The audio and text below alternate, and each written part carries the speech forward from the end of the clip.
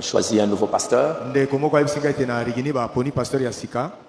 m'a dit, bon, ils se sont rassemblés. Et le comité était, l'ensemble du comité était unanime pour proposer une personne. Ils ont présenté ça à l'église pour décider. Et l'église aussi, dans sa grande majorité, ils ont accepté, ils ont voté pour. Nous ne pouvons que remercier Dieu pour tout cela. Tant que les gens ils peuvent se mettre ensemble, le comité ensemble, l'église ensemble, nous ne pouvons qu'accepter ça parce que c'est le principe. Et prier pour eux. Parce que quelque chose qui s'est fait avec l'unité, dans l'unité, le comité, l'unité, l'église dans son ensemble, ils disent, nous sommes d'accord, nous ne pouvons que prier pour eux.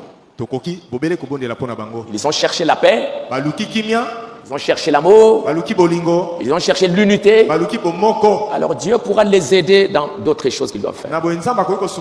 Dieu n'aidera pas les gens quand une grande partie ici, une autre partie là-bas, une autre partie là-bas, il n'y aura rien. Aujourd'hui, j'ai vu, je vous en ai parlé il y a quelque temps.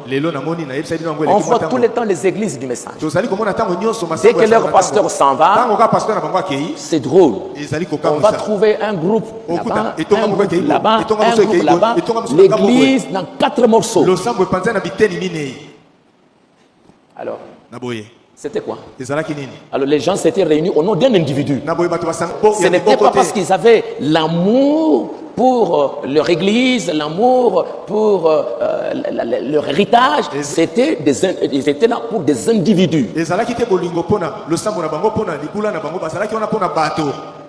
Ils regardaient les gens.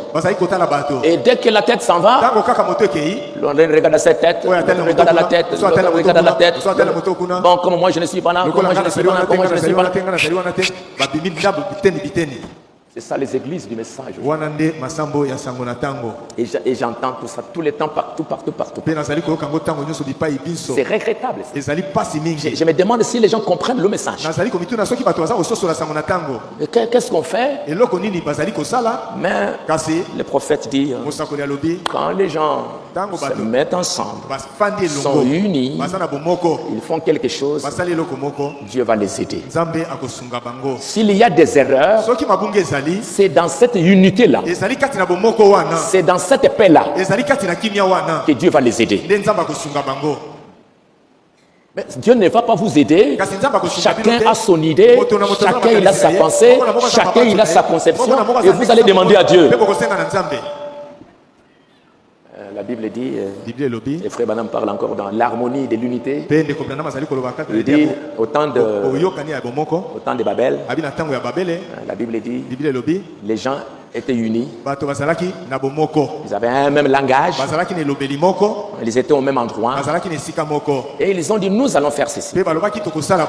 Et la Bible dit, Dieu voyant qu'ils étaient un,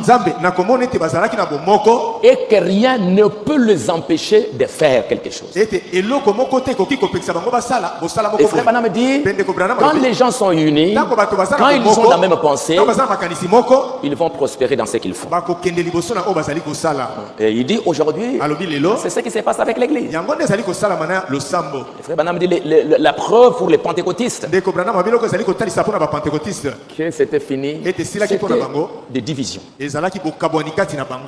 Trop de divisions. Un petit problème, chacun, allons ici, allons ici, allons ici. Frère Branham dit, vous les pentecôtistes, vous êtes divisés en 1000 morceaux. Lisez les messages. J'en ai plein de citations.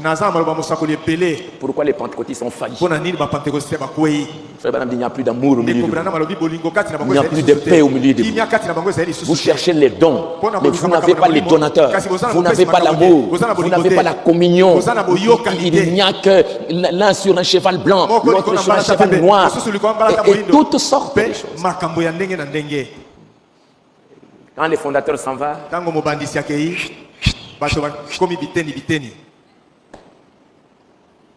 quand Dioka va mourir, il faut mourir aussi. Qu'est-ce qui va arriver?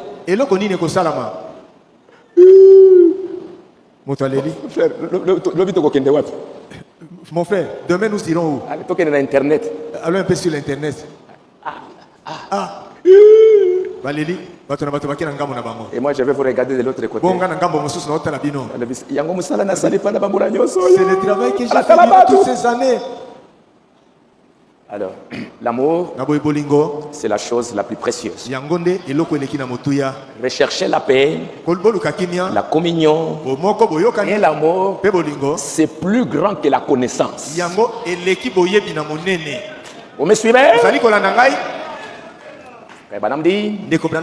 Et la Bible dit, vous pouvez avoir toute la connaissance de tous les mystères de Dieu. Mais si vous n'avez pas l'amour, c'est zéro. Vous avez la connaissance de tous les mystères. Ça. Mais dans les cœurs là, pas d'amour.